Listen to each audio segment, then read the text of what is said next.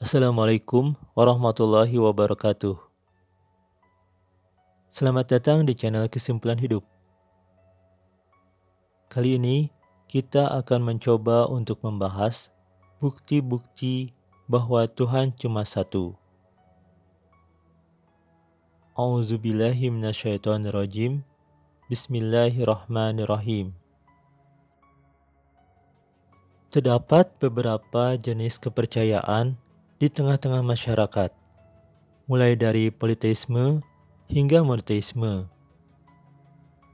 Monoteisme adalah kepercayaan yang berpendapat hanya ada satu Tuhan yang esa dan berkuasa penuh atas segala sesuatu. Politeisme secara harfiah berasal dari bahasa Yunani, poli dan theos, yang artinya banyak Tuhan.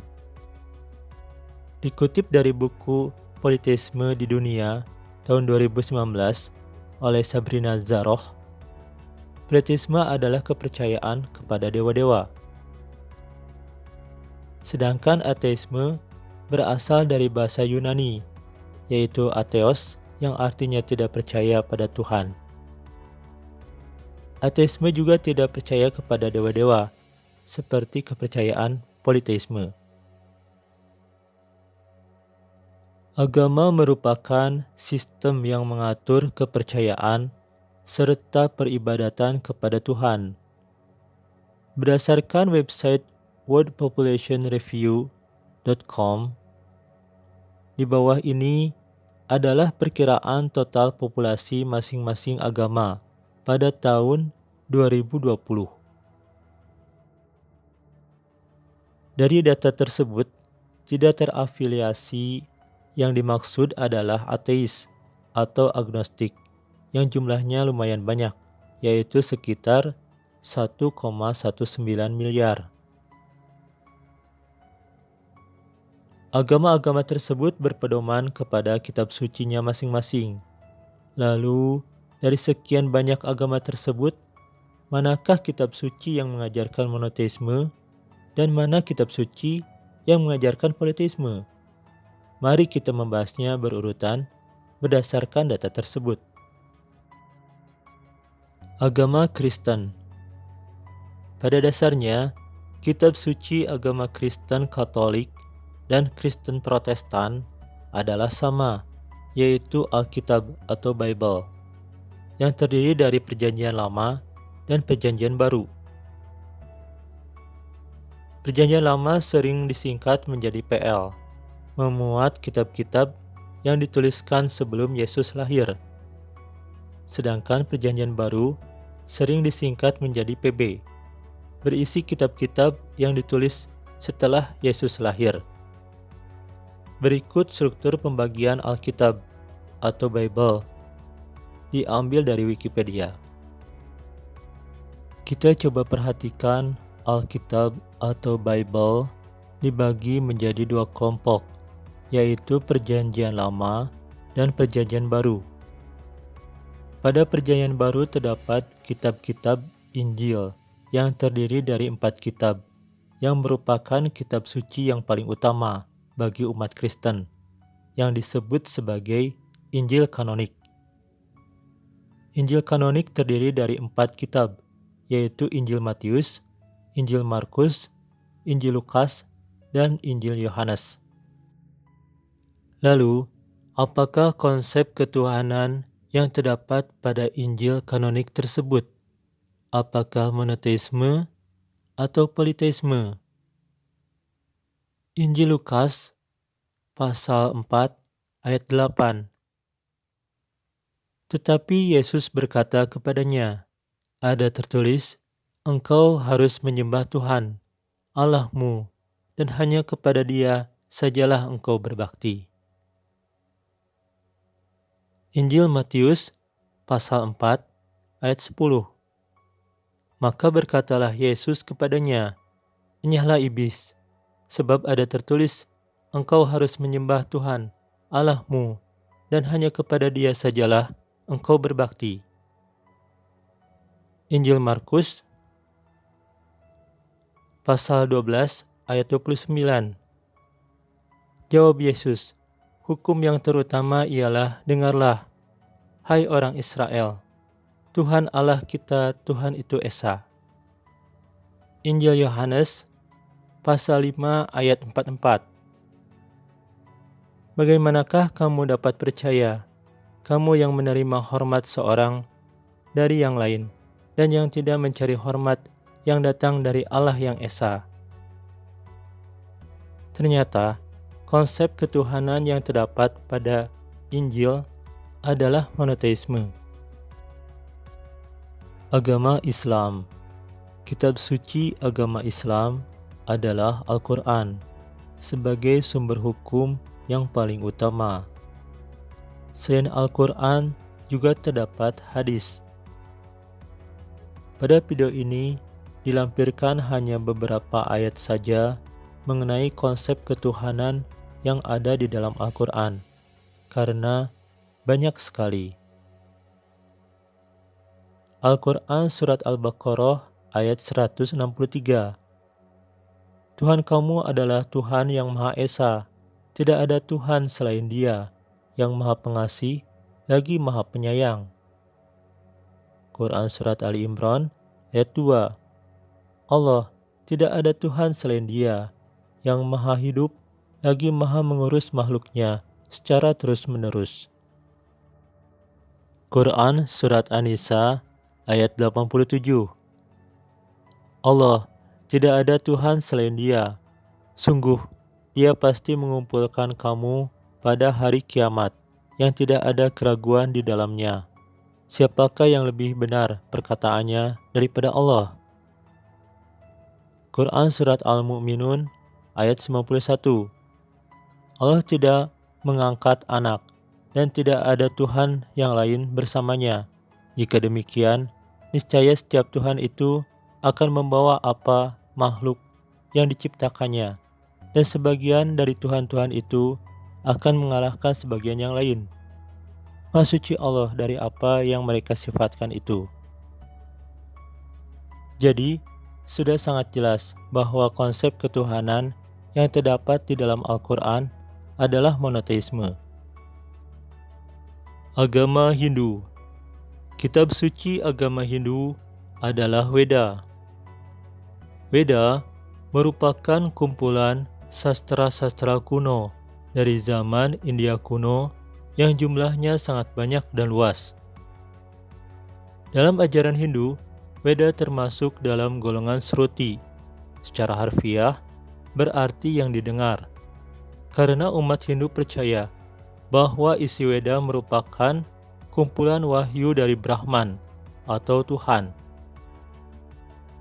Weda diyakini sebagai sastra tertua dalam peradaban manusia yang masih ada hingga saat ini.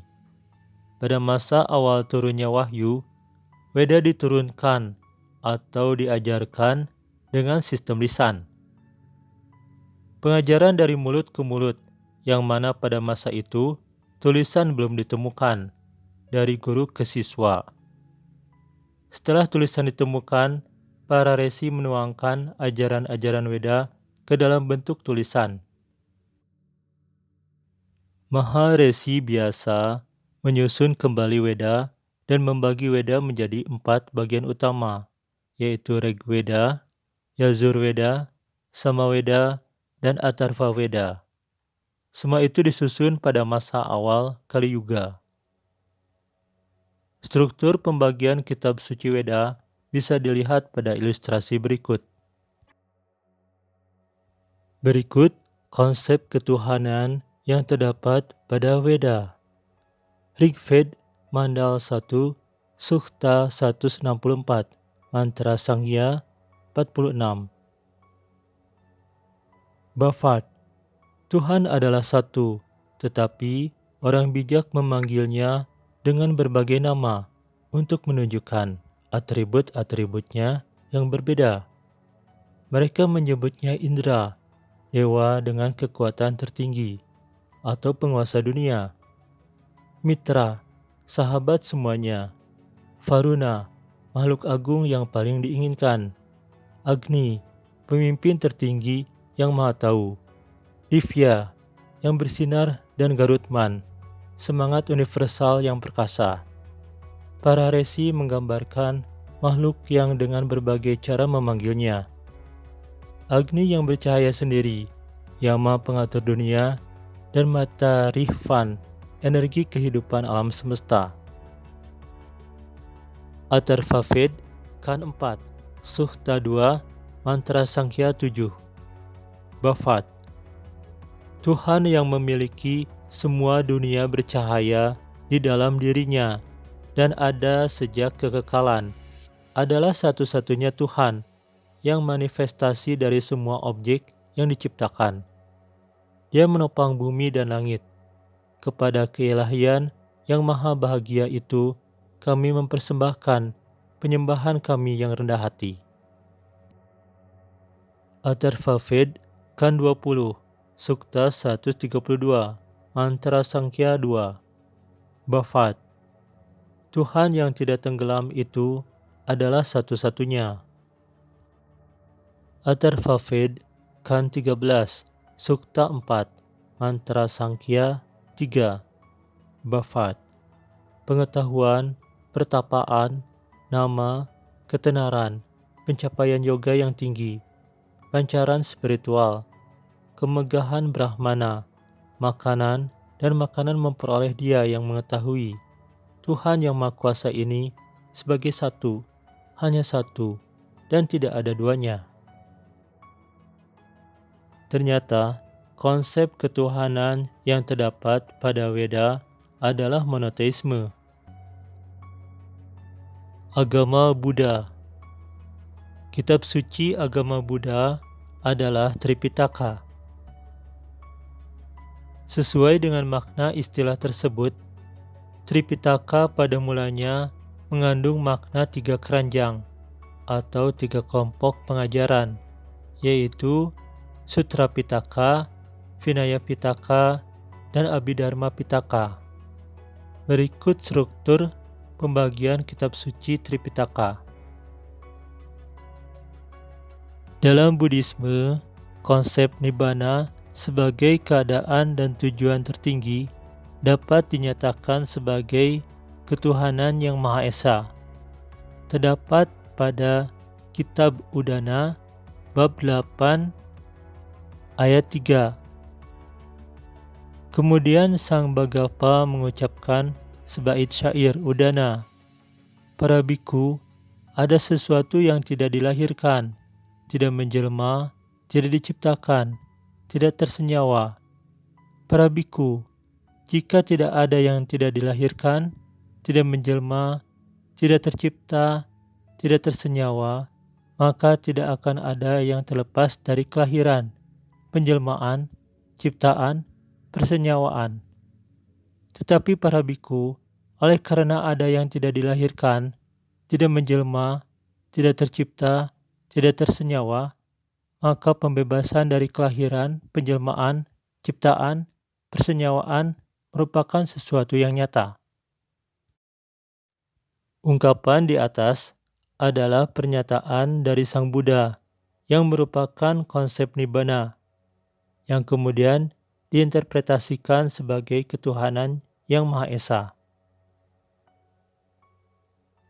Dari sekian banyak kitab suci yang termasuk ke dalam Tipitaka, hanya satu ayat tersebut yang dapat dinyatakan untuk mendeskripsikan konsep ketuhanan yang Maha Esa dalam ajaran Buddha. Terdapat konsep Adi Buddha yang merupakan konsep ketuhanan yang Maha Esa dalam ajaran Buddha. Istilah Sanghyang Adi Buddha adalah istilah yang disepakati dan dipergunakan oleh Sangha Agung Indonesia dan Majelis Budayana Indonesia sebagai sebutan Tuhan yang Maha Esa. Istilah ini tidak terdapat dalam Tipitaka, melainkan terdapat dalam beberapa kitab seperti Sanghyang Kamahayanikan atau Kitab Jawa Kuno yang menggunakan bahasa Kawi atau bahasa Jawa Kuno. Walaupun yang dianggap sebagai konsep ketuhanan hanya disebutkan satu ayat pada Tipitaka, atau pada kitab utama ajaran Buddha, tetapi terdapat beberapa aliran Buddhisme yang mengakui adanya ketuhanan yang Maha Esa. Konghucu. Kitab suci agama Konghucu dibagi menjadi dua kelompok, yaitu kitab Wujing dan kitab Sisu. Berikut struktur kitab suci agama Konghucu. Konsep ketuhanan agama Konghucu terdapat pada Kitab Tengah Sempurna, bab 16, Laku Bakti yang Besar, ayat 3. Demikianlah Tian yang Maha Esa menjadikan segenap wujud, masing-masing dibantu sesuai dengan sifatnya. Kepada pohon yang bersemi dibantu tumbuh, sementara kepada yang condong dibantu roboh. Bab 32. Maha Sempurna Tuhan. Ayat 6. Di dalam kitab Sanjak tertulis, Tian berfirman, Aku berkahi kebajikan yang bercahaya, yang tidak besar suara dan rupa. Nabi bersabda, suara dan rupa itu hanya bagian yang paling akhir untuk memperbaiki rakyat. Di dalam kitab Sanjak tertulis, kebajikan itu ringan bagai bulu, namun bulu masih ada bandingannya. Tian, yang Maha Esa, yang Maha Tinggi, dan pendukung semuanya itu tiada suara dan tiada bau. Demikianlah kesempurnaannya. Kitab Sabda Suci, Jilid 16, ayat 8. Nabi Kongzi Kongcu bersabda, seorang Junzi Kuncu memuliakan tiga hal: memuliakan firman Tian yang Maha Esa, memuliakan orang-orang besar, dan memuliakan sabda para nabi. Konsep ketuhanan agama Konghucu berdasarkan kitab sucinya adalah monoteisme. Agama Yahudi. Taurat adalah bagian penting dari kanon atau kitab suci orang Yahudi. Taurat seperti yang umumnya dipahami oleh orang Yahudi adalah bagian dari teks yang lebih besar yang dikenal sebagai Tanakh. Tanakh juga dikenal oleh para sarjana agama sekuler sebagai Alkitab Ibrani dan bagi orang Kristen sebagai Perjanjian Lama. Berikut struktur pembagian pada kitab-kitab Tanakh. Kitab suci yang paling utama bagi umat Yahudi adalah Taurat. Selain sekumpulan kitab Tanakh, Yahudi juga berpedoman kepada Talmud. Talmud adalah catatan tentang diskusi para rabi yang berkaitan dengan hukum Yahudi, etika, kebiasaan, dan sejarah. Talmud mempunyai dua komponen, yaitu Mishnah dan Gemara. Lalu, apakah konsep ketuhanan yang terdapat pada Taurat? Berikut beberapa ayat di dalam Taurat yang merupakan konsep ketuhanan. Kitab Ulangan, pasal 5, ayat 7-9. Jangan ada padamu Allah lain di hadapanku. Jangan membuat bagimu patung yang menyerupai apapun yang ada di langit di atas, atau yang ada di bumi di bawah, atau yang ada di dalam air di bawah bumi. Jangan sujud menyembah kepadanya atau beribadah kepadanya, sebab Aku, Tuhan Allahmu, adalah Allah yang cemburu, yang membalaskan kesalahan bapa kepada anak-anaknya dan kepada keturunan yang ketiga dan keempat dari orang-orang yang membenci Aku. Kitab Ulangan pasal 32 ayat 39. Lihatlah sekarang bahwa akulah Dia, tidak ada Allah kecuali aku. Akulah yang mematikan dan yang menghidupkan. Aku telah meremukkan, tetapi akulah yang menyembuhkan. Dan seorang pun tidak ada yang dapat melepaskan dari tanganku. Ternyata, konsep ketuhanan yang terdapat pada Taurat adalah monoteisme.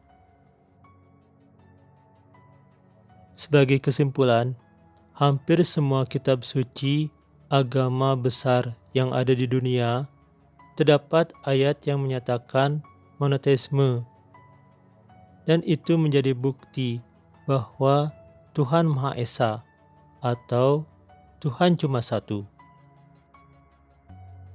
Wallahu a'lam bishawab. Subhanakallahumma rabbana wa bihamdika Allahumma ighfirli ya tawalu Quran.